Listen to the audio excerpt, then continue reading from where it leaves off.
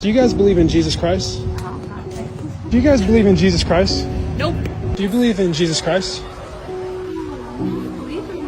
Do you guys believe in Jesus Christ? Do you believe in Jesus Christ?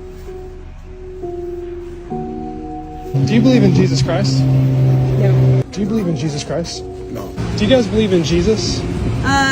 Sometimes. Do you believe in Jesus Christ? No. Do you guys believe in Jesus Christ?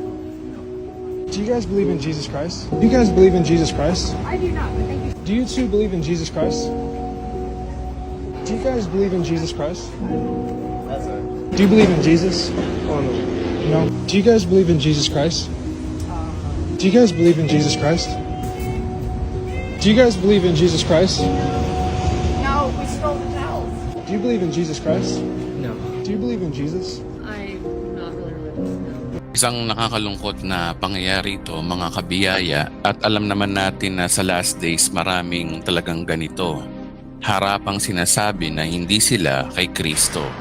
Ang sabi ng Biblia sa Mateo chapter 10 verse 33, ngunit ang sino mang ikahiya ako sa harap ng mga tao ay ipapahiya ko rin sa harap ng aking Ama na nasa langit.